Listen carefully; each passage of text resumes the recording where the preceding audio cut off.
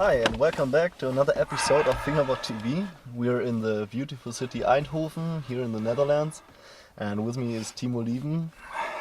Hello Timo. Hello people! So I don't think it's necessary, but just introduce yourself.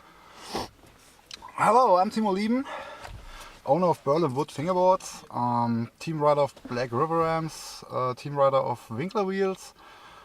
Yeah, that's me. Okay, so you said you're the owner of Berlin Wood. Can you tell the people something about Berlin Wood? So maybe something about the history. History, we have like 10 years of history now, and history of Berlin Wood is a lot of friendship, people from the scene who supported me in all the years, and that's why we brought up a team now.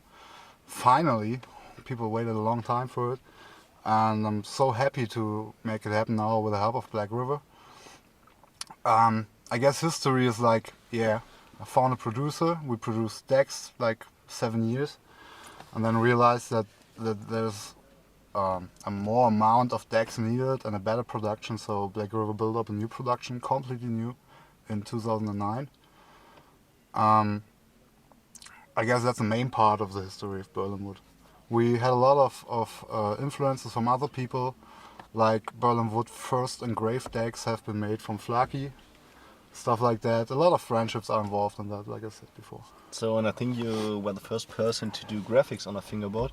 So I noticed the old graphics with some plastic stickers on the boards, and you did some painting over it. And I think it were the first fingerboards with the graphics. So maybe you tell something about the graphics. So do you got some diamonds in your collection? Yeah, a lot of diamonds. Like we did the first team models have been from Pornstorm. That was a lot of fun to do because they're same style, and they use that you can see the plies under the sticker. But like you said, it has been stickers at all, and in the first years I wasn't proud of it. Like a lot of people asked me to do designs for them, and I was like, hey man, we're not able to do real designs, it's just a sticker over lacquered. But everybody was happy with it, and it has been the first designs in wooden fingerboards, I guess. So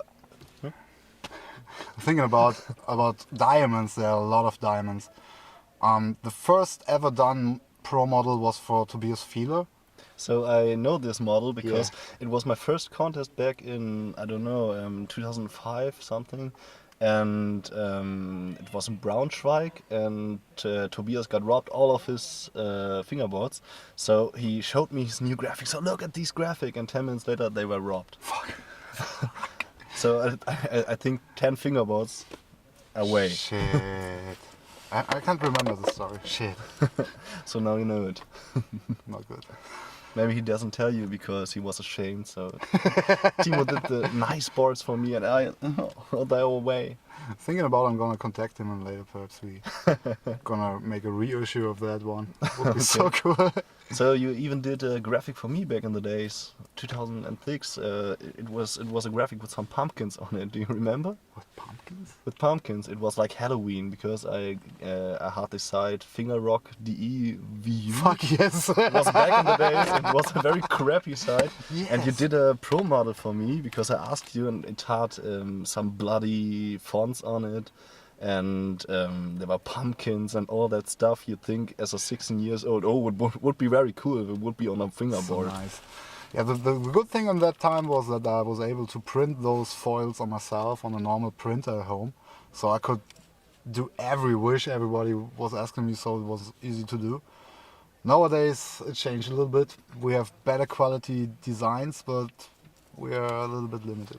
So I've seen you put the graphics nowadays on the fingerboards with some heat. It's heat process, transferred. heat transfer. Heat transfer, totally professional, like on real skateboards, or not on every real skateboard, but a lot of skateboards do it. So that's a great way because you got printed falls and go through the machine and ready is it. And it slides off like a real skateboard. I like it.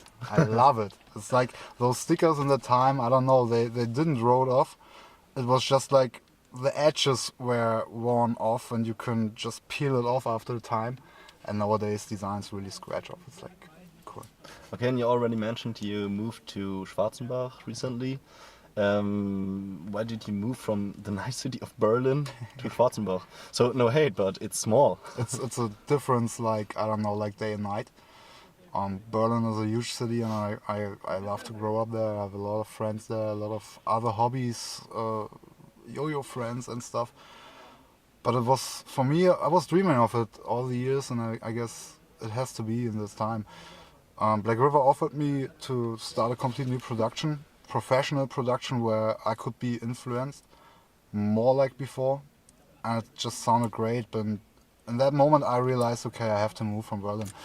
All the things I left in Berlin, I still have them because I'm going like every 2 months back to Berlin to see my family, meet friends. So it's a little bit for me. I was never the party guy. Like, Berlin has a lot of party in the nights, and you know Timo Kranz. He's a party king. Hello, Timo. But that's not me. And most people who know me know that I'm more the chilled guy, hanging out at home or chill with friends.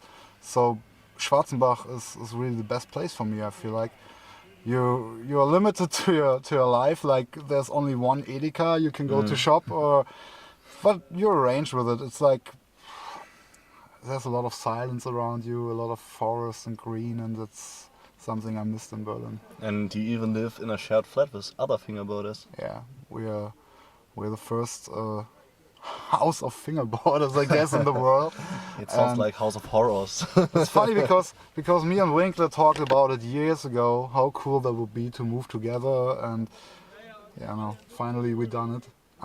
Winkler's still in Munich, but he will come to Schwarzenbach more and more in the next time. And am Steig, it's like, I don't know, a dream come true. Okay. So you can't see it, but we are sitting in the car of Alex Chris because it's very cold outside Yeah, it's and a very nice loud. Because in front of the car there are very many people, and talk loud. And I think some of them in your team, Adrian, Oh yeah, Yeldo. there's Adrian and Yellow. It's funny because the team is until today not really announced. A lot of people perhaps try to figure out who it is at all. We have 45 team riders around the globus, around the planet, and it's like, I'm not sure how to announce 45 people without a web page or anything. And yeah, at the moment it's like everybody is promoting himself. I'm a little bit funny and happy about it because that's something no company did before. It's like every company was like, hey, this guy's on my team, hey, welcome this guy. And we're like, okay, we have 45 team riders, we send out packages, but that's it. That's important part of that. I've even seen you have team riders in your team, so I won't think that they are on the team, but they announce it on YouTube by themselves, like I said. Yeah. Some people like Sidney Pereira or Henneman, so I didn't know they are in the team.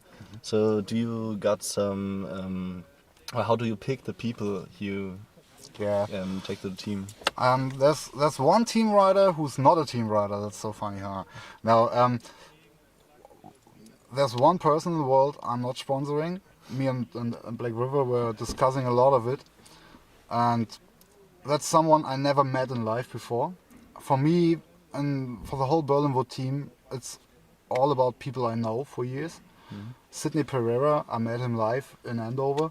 He's such a nice guy. Like everybody sees him in the videos. If you meet him, he's totally the same. And Keep finger bonding two fingers. yeah, it's like a lot of people ask me. They have videos online and they have 100 subscribers and stuff. And I'm looking at a lot of videos. And there are a lot of good riders out there. But if I don't know people personally, it's not a point of getting in the team. It's like, better come to events, better meet me, better meet the team members, and I don't know. Or to say in other words, there's a lot of more to get into the Berlinwood team than just have a skill.